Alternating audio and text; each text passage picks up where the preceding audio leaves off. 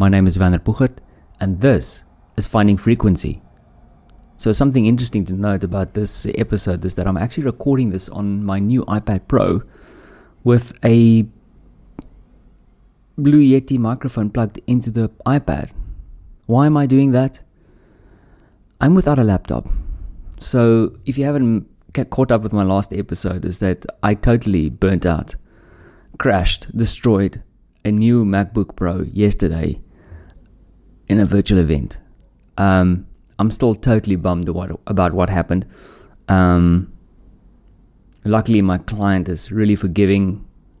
They're friends, after all, as well. I don't know if they're going to be clients again, but we were all on the same page in the sense of we're experimenting. And I managed to join into the last part of the event yesterday because also a lot of the audience members are good friends and know them. And it was good to hang out with them, help out in the event anyway, a little bit of the kind of practical things that we had to do, because we were really playing with the interesting format. The whole event is about helping people have better conversations within their business. So we used the Zoom webinar platform to kind of create these conversations, because one of the things that is difficult with our virtual world is that it also has become like a whole bunch of little screens. Because you log into Zoom, and Zoom has really been a lifesaver during this pandemic. I would never take that away from the software. It's stable, it works. I cringe when someone wants to connect with me on any other platform.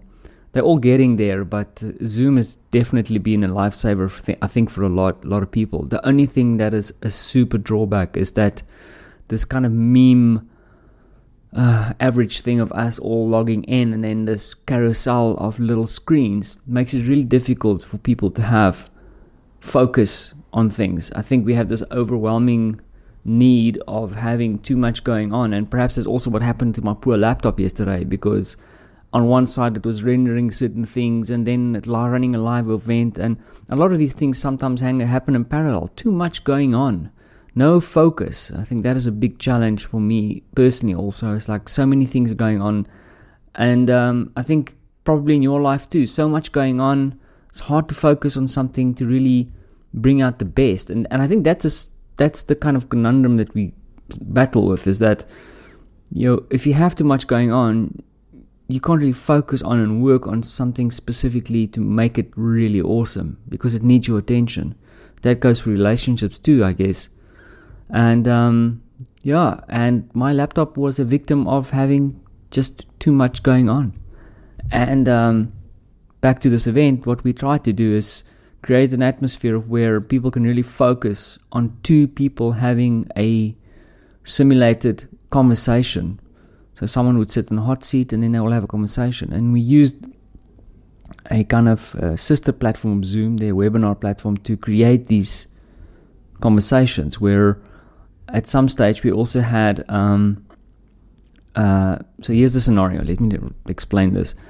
You will have the coach, and then you have a participant, and the participant will have a conversation with the coach, the host, and at some stage the participant can call a timeout, and then they can call in help from 3 predefined members of the audience, and the members of the audience is only available on audio, so they will coach this person through the conversation. And it was kind of an interesting aspect, is that your focus was completely on the 2 people on the screen, and then you had these voices coming in as coaches. And it was an interesting format. And in the end, I think the event remained a success for my clients. And I look back on it as a successful thing. Also a huge learning for me. So that's what I take away from it. And then, of course, this morning, back to the extraordinary Francie was super helpful and super empathetic around taking the laptop into the computer hospital. Now, if you haven't listened to my show before, Francie is my little going on 4-year-old boy, and he was really, really supportive, up to a point though. I mean, after we dropped off the laptop, he was getting annoyed because he wanted to go to his friend. So he became a bit of a handful because we wanted to do a few things in town today as well.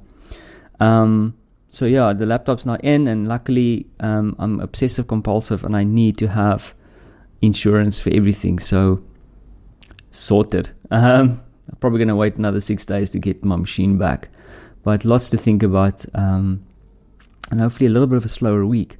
Because today, after coming back, Francie went to go and visit a friend just around the corner here, and I crashed. I only woke up around 7:30. So I think I had about 5 hours of sleep after this crazy week. I did plan for it. I knew everything was going to bottleneck this week, and boom, it happened, and survived it. Just the only thing is my hardware didn't survive the week, so luckily I did. And what is the extraordinary of the day? Extraordinary has to come around to the time I spent again with my family today. This little special highlight for me today is, of course, Francie helping me, being very empathetic, helping me carry stuff to the shop because he insisted that he had to take in the power supply and the cable with me to the shop. And of course, being in the queue with me and being just a legend. And then we entered. Why must I entered? I wanted to say end the day because we didn't end the day. I ended the day sleeping like a baby. But we grabbed lunch at. I'm going to totally destroy the name of this restaurant. Skamilka. It's a. I don't want to offend a whole bunch of nations, but the only way I can describe it is like a Georgian / Ukrainian / Russian influence in this small little hipster restaurant. One of my favorite places to go to. I took my cousin there when when he was visiting here. They have these like really cool Russian beers there, and then traditional food. And I like the food that they serve up because it's got a bit more of a spiciness to it, like a stronger taste. I sometimes find that the Polish food, good food, trust me, I'm struggling with my weight every day, doesn't always have like a strong kind of flavor to it. And I think as a South African, we love flavors. We have Cape Malay, Indian inspiration, a lot of that kind of spice and richness that comes through our dishes in South Africa. And here in Poland, I feel like a bit more subdued in the flavors. Still rich tastes, different tastes. Man, I love myself a borscht, but I find that when I move over across to more the Ukrainian, Georgian / Russian stuff, there's a bit more richness to the food. And so it had a great soup today. And then one of my favorite things that I can eat when I visit this shop, and I encourage you to look this up and find it if you're a meat eater, of course, is it's called khinkali. So it's a little dumpling that is like I don't know how to describe it. It's like they take a piece of meat, a little meatball, and then they put a dumpling around it, and then it has a little handle on the one side. Like they fold it around, make a little knot at the top. Not really a knot, but they squeeze it together. So they then cook it like this. Marta's on her way back. And then it boils, and then it heats up nicely, and then the meat cooks in the inside, and then there's this juice of the meat and the sauce inside the khinkali. So you bite it open, you have the sauce, and then you eat the meat. Rich flavors, just beautiful. So that was how I ended my day, and what more can I ask for after a huge nap? I'm going to go now because I want to go spend some time with my lovely lady. Marta's still visiting with his cousin, so I'll sit down with Marta, have a nice cup of tea, and watch some TV. And hope you'll have some time for yourself too. So, thanks for listening.